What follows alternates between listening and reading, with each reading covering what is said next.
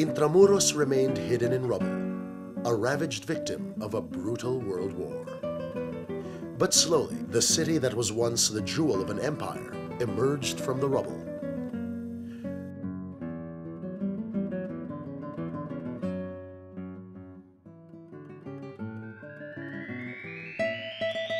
Built in the 16th century by labor conscripted from the Filipino and the Chinese communities, the edifices were elegant adaptations of European structures to the tropical materials and environment. For over 3.5 centuries, Intramuros was the center of a new nation, cobbled by the Spanish colonizers from the diverse islands and cultures of the Philippine archipelago. The walls are what characterize this historic heritage. These encompassed the original city of Manila and gave her the distinctive feature as well as the name Intramuros, within the walls. The 4.5-kilometer wall completely enclosed the city.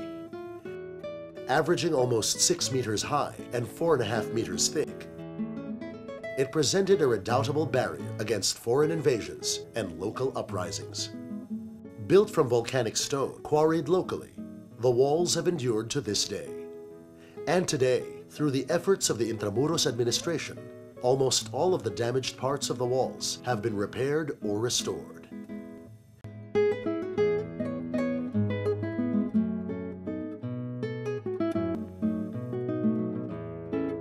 Secure gates allowed entry into the walled city. Puerta Real, or the Royal Gate, was the main portal and led to the Governor General's residence and to the cathedral. The landscaped garden at Puerta Real has become an alfresco venue for concerts and other events that showcase Philippine culture. Postigo del Palacio was the small gate for the exclusive use of the Governor General and the Archbishop.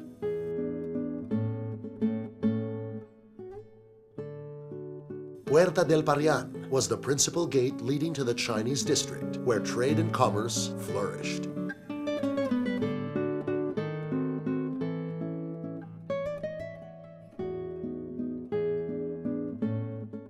Puerta Santa Lucia was built in the 17th century.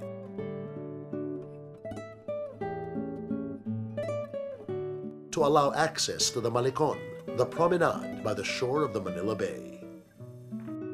Puerta Isabel II was opened in 1861 to ease the increasing traffic between Intramuros and the rising commercial district of Binondo. Puerta Almacenes, beside Aduana, the customs house, was for access to the wharf, which in turn was the gateway for the opulent galleon trade. Laid out according to the best battle plans of the time, the walls of Intramuros are fortified by layers of defenses. Bulwarks, or baluartes, are wide platforms along the walls. Batteries of cannon were positioned on top and powder magazines below. San Andres,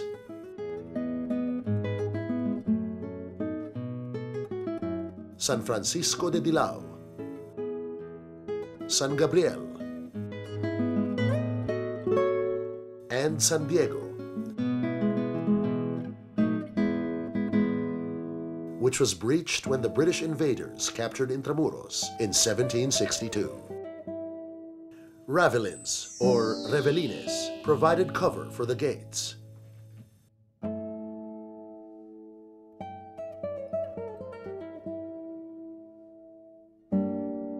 The redoubts, or reductos, are smaller but well-armed independent structures outside the walls that could fire on the advancing enemy or those that have reached the walls.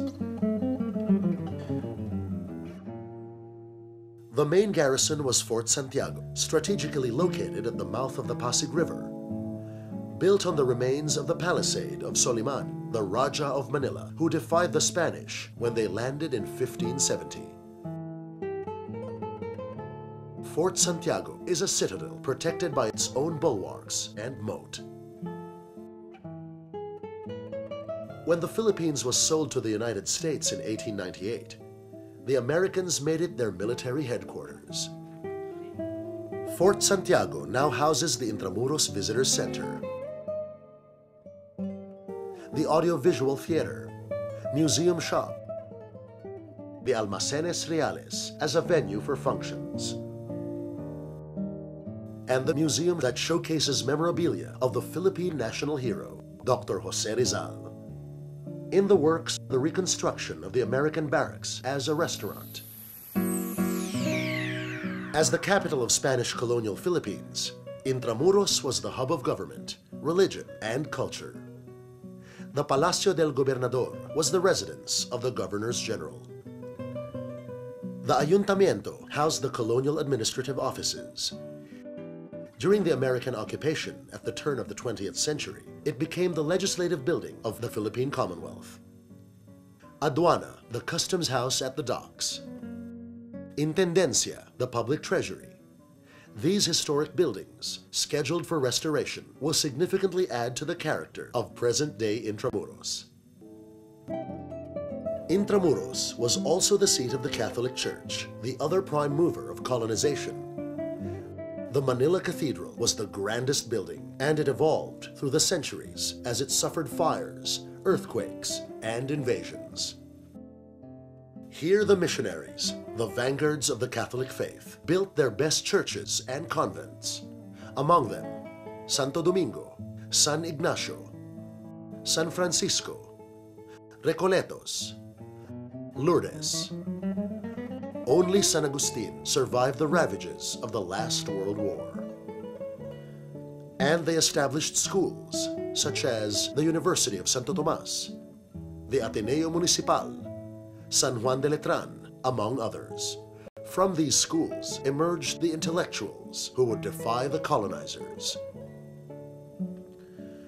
The residences adapted to the tropics. Wooden columns that resisted earthquakes better than stone foundations. Large windows for maximum ventilation. Steep roofs to shed torrential rains. The best examples have been rebuilt in Plaza San Luis, a cluster that includes Casa Manila. As the commercial entrepot of Asia, Intramuros allowed its residences to be showcases for the unique melding of cultures. Here the works of Philippine craftsmen stood side by side with those from Europe and Asia. The flavor of old Intramuros has been maintained by the restoration of other structures and by designing new buildings in the colonial style. Intramuros has survived ravages of time, natural disasters, wars, and neglect. As it has done so many times in her past, she is again on another threshold in her evolution. The parks and public places within the enclave are being revitalized.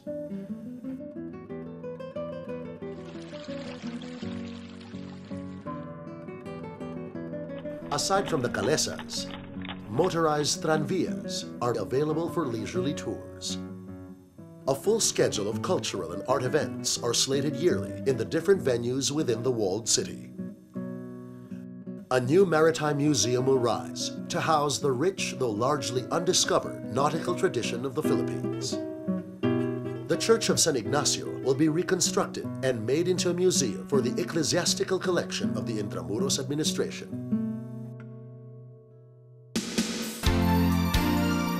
As she has done so many times in her past, Intramuros, the walled city, rises again, steadily shedding off the veil that has concealed her charm, revealing to us and the following generations a priceless heritage that resounds through the centuries.